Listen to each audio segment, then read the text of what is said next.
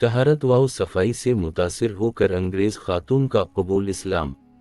एक मुसलमान तालिब इल्म लंदन में तालीम हासिल कर रहा था। वो जिस हॉस्टल में मुकीम था, इसमें एक अंग्रेज खातून रहती थी और वहाँ मुख्तलिफ ममालिक के तलबा भी मुकीम थे। ये औरत उन सब तलबा के कपड़े धोने का भी इंतज़ाम करती थी। एक मर्तबा इस खातून ने मुसलमान तालिब इल्म से कहा, क्या आपको मेरे कपड़े धोने पर भरोसा नहीं होता? तालिब इल्म ने जवाब दिया, क्यों नहीं, मुझे भरोसा है कि आप कपड़े ठीक धोती हैं। खातून ने पूछा, फिर आप अपने कपड़े खुद धोकर मेरे हवाले क्यों करते हैं? तालिब इल्म ने कहा, अगर मुझे कपड़े खुद धोने होते तो मैं आपके हवाले क्यों करता? वाकया ये है कि मैं अपने कपड़े धोकर आपको नहीं देता, वैसे ही देता हूँ।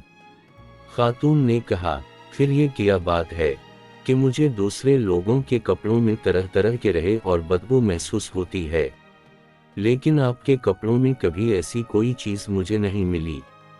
तालिब इल्म ने जवाब दिया, मोहतरमा, मैं मुसलमान हूँ, मेरा दीन मुझे पाकी और नज़ाफत का हुक्म देता है। अगर मेरी शलवार या ज़ेर जामे पर पेशाब का कतरा भी फैल जाए तो मैं ऐसी हालत में इस वक्त तक नमाज नहीं पढ़ता जब तक उसे धो ना लूं, इसलिए मेरे कपड़ों में कोई नापाक चीज़ नहीं रह सकती, और जब कपड़े उतारता हूँ तो वो पाक साफ होते।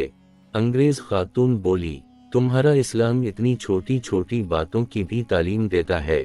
तालिब इल्म ने कहा, रसूल अल्लाह सल्लल्लाहु अलैहि वसल्लम ने हमें ये हुक्म दिया है कि अल्लाह को हर वक्त याद रखें, चुनांचे जब मैं बीतुल खला जाता हूँ तो पहले एक दुआ पढ़ता हूँ, खुला हूँ तो दूसरी दुआ पढ़ता हूँ, जब नए कपड़े पहनता हूँ तब भी दुआ पढ़ता हूँ। इस तरह खाना खाने, घर से निकलने, सोने, जागने, गर्ज जिंदगी के हर अहम काम के मौका पर हमें नबी करीम ने दुआएं सिखाई हैं, वो पढ़ता हूँ ताकि अल्लाह के साथ मेरा ताल्लुक मजबूत रहे, क्योंकि ये ताल्लुक ही सही रास्ते की तरफ मेरी रहनुमाई करता है और मुझे ऐसे कामों से बाज रखता है जो अल्लाह की नाराज़गी का बायस हूँ। अंग्रेज खातून को इस नौजवान की ये बातें बड़ी अजीब मगर बड़ी दिलकश महसूस हुईं।